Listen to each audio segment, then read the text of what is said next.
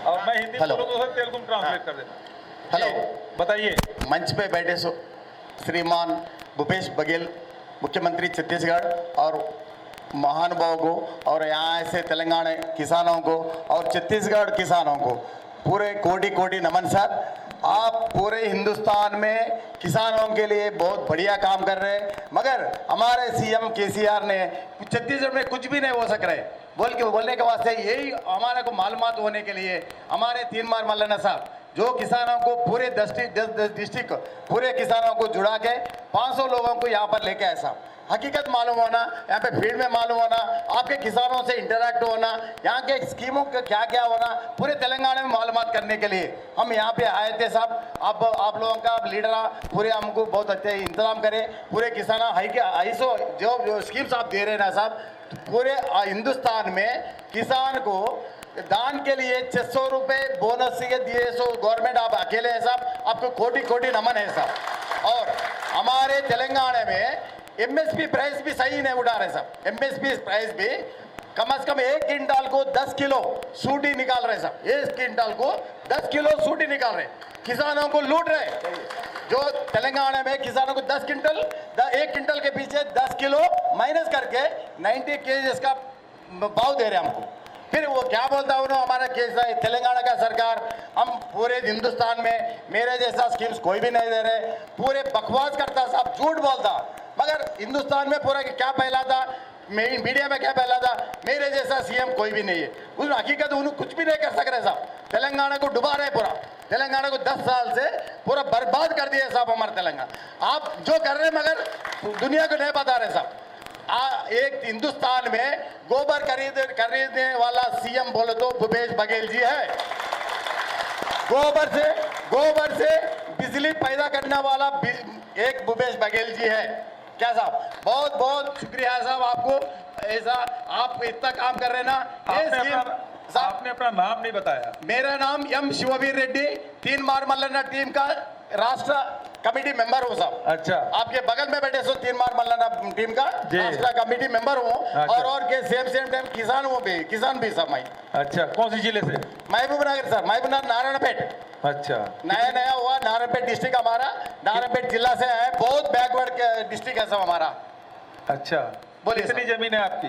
मेरे जमीन तो 20 एकड़ रहता साहब। 20 एकड़ है साहब। ठीक है साहब। गाय भी पालता हूँ साहब मैं, मेरे पास 100 गाय है। हाँ। गाय का भक्त हूँ मैं, मगर हमारे पास गाय का पालने वाला नहीं है, गाय को कोई प्रोत्साहन नहीं है। आप जैसा सीएम हमारे को मिले तो 100 गाय नहीं 1000 गाय भी हम पालने के तैयार है साहब।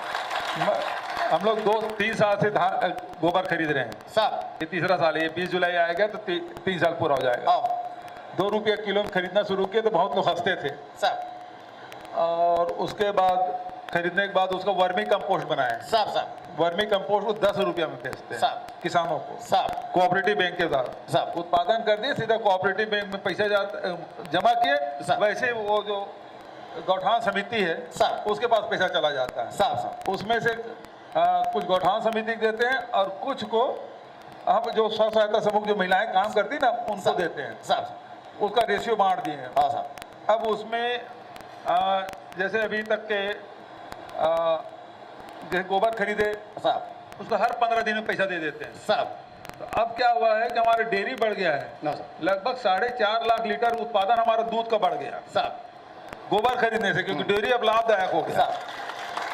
ठीक है, थैंक यू। और कोई सवाल? और एक बात है साहब, और राजनांदगांव में हम सब जो गाय के बारे में बकरी के बारे में सब नवाज खान साहब और साहब बात बैठे सब बताए साहब सब वो।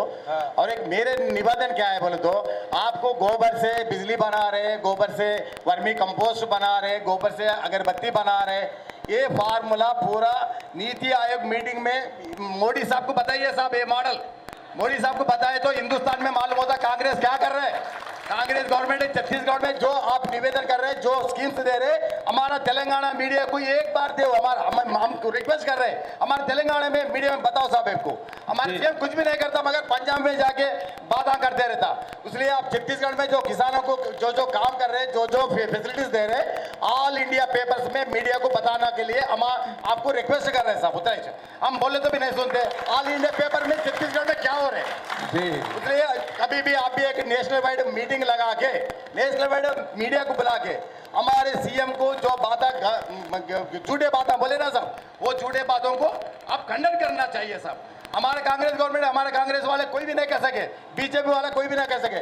हमारा मल्लन्ना इतने लोगों को अब उसका खुद पर पैसा, खुद कमाए से पैसा लेके आके छत्तीसगढ़ 700 किलोमीटर आके हम आपके से मिलाने के वास्ते कोटि कोटि नमन। बहुत बहुत धन्यवाद को भी धन्यवाद। आप भी किसी और एक बात है साहब, रिक्वेस्ट और एक रिक्वेस्ट। अच्छा। किसान को लाभसाटी दरा बोलते साहब, लाभसाटी दरा बोले तो क्या बोलते हैं हम हिंदी में? लाभसाटी रेम्यूनरेटिव प्राइस, हाँ। जो सपोर्ट प्राइस है which is far less actually when compared to the फायदेमंद पैसा, फायदेमंद का रेट होना साहब। जो इंटरनेशनल रेट गोल्ड का, डीजल का, आयरन का, कॉपर का है ना साहब, डेली वाइज बढ़ते रहता, कम होते रहता। हमारा प्रोडक्ट्स भी, किसानों का प्रोडक्ट भी इंटरनेशनल प्राइस देना साहब। जब हमारे किसानों को कोई आप लोगों को स्कीम देने की जरूरत नहीं, लाभसाटी दरा बोले तो फायदेमंद प्राइस दो। अब एमएसपी दे रहे, मिनिमम सपोर्ट प्राइस दे रहे, मगर रिटेल प्राइस में एक चॉकलेट मैक्सिमम रिटेल प्राइस में देता साहब। कि हमारा प्रोडक्ट के मिनिमम दे रहे, मैक्सिमम सपोर्ट प्राइस दो साहब।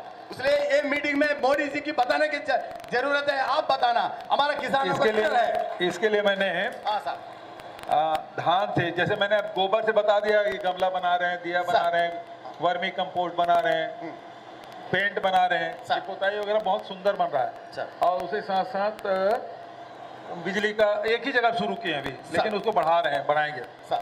तो उसी प्रकार से धान है, धान के मामले में आप प्रधानमंत्री से मिलने के लिए बोले ना साहब, तो मैं कई बार मिल चुका हूँ। और ये गोबर के बारे में मुझे एक दिन एक घंटे तक चर्चा की है साहब। एक बार और गया तो जितने भी हमारे माइनर फॉरेस्ट प्रोड्यूस है ना, उसके बारे में चर्चा की है, मिलेट्स के बारे में चर्चा की है। और मैंने एक पत्र लिखा, आज से 4.25 साल हो गया, 4.5 साल, अब तो 6 महीने बचे सरकार को। तो 4.25 साल पहले मैंने भारत सरकार को चिट्ठी लिखी पूरे देश के किसानों के हित के लिए कि धान से इथेनॉल बनाए। इथेनॉल मतलब पेट्रोलियम है ना। तो अभी विदेश से लाते हैं पेट्रोल, महंगा पड़ता है। तो हमने कहा किसान, धान उत्पादक किसान है, हमारे छत्तीसगढ़ है, उड़ीसा है, आपका तेलंगाना है, बहुत सारे राज्य हैं जिसमें केवल धान उत्पादन होता है। उधर आसाम है, बंगाल है, इसमें भी धान का उत्पादन होता है। पंजाब हरियाणा तो गेहूं भी उत्पादन करते हैं, दूसरे उत्पादन, लेकिन एमएसपी मिलता नहीं। तो इससे धान से इथेनॉल बनाने का अनुमति दे दो, लेकिन आज तक के दिए नहीं है। यदि धान से इथेनॉल बनाना शुरू कर दे तो होगा क्या, जैसे अभी राइस मिल है उसी प्रकार से इथेनॉल प्लांट होगा। मैं 12 इथेनॉल प्लांट वालों से उसका एग्रीमेंट करके बैठा हूँ। भारत सरकार अनुमति नहीं दे रही है। वो अनुमति दे तो साल भर में मेरा प्लांट लग जाए और जितना धान है सबको खरीद के, जितना खाने के लिए है वो अलग रख दे, बचा सब धान का इथेनॉल बना दे। वो परमिशन नहीं दे रहे बस। मैं बोला आप उससे कुछ नहीं चाहिए मुझे, आप केवल मुझे परमिशन दे दो और धान से इथेनॉल बनाने के रेट, जैसे पैरा से इथेनॉल बनता है, गन्ना से इथेनॉल बनता है, मक्का से इथेनॉल बनता है, तो उसको उसी प्रकार से धान से भी इथेनॉल बनता है। तो इथेनॉल बनाने की अनुमति भर दे दो, वो दे नहीं रहे। अब मैं इस साल जो हमारे गन्ना फैक्ट्री है, शुगर फैक्ट्री, तो एक फैक्ट्री में इस साल शुरू हो जाएगा इथेनॉल बनाने, गन्ना से इथेनॉल। क्या है, गन्ना से भी शक्कर भी बनाते हैं, गुड़ भी बनाते हैं। तो वो इथेनॉल बनाने का यूनिट हमारा शुरू हो जाएगा, तो गन्ना को फिर और बढ़ावा दे सकते हैं। तो धान के लिए भी इथेनॉल की मांग किया हूँ। यदि इथेनॉल हो जाए तो पूरे हिंदुस्तान के किसानों को ये 1200-1300 रुपये में धान बेचने की मजबूरी नहीं रहेगी। फिर तो धान कीमत जो चाहे आप बेचोगे उस प्रकार से होगा। और लेकिन उसमें भारत सरकार अनुमति नहीं दे रही है। ये सबसे बड़ा दुर्भाग्य। ठीक है साहब, थैंक यू।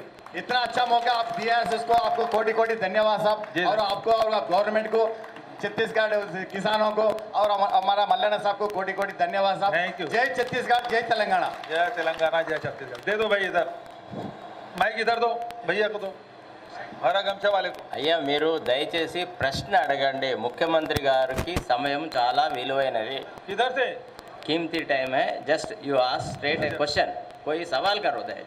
कोई सवाल हो तो बताइए। सब मान्य से साहब जी आपका पहले नमस्कार। नमस्कार।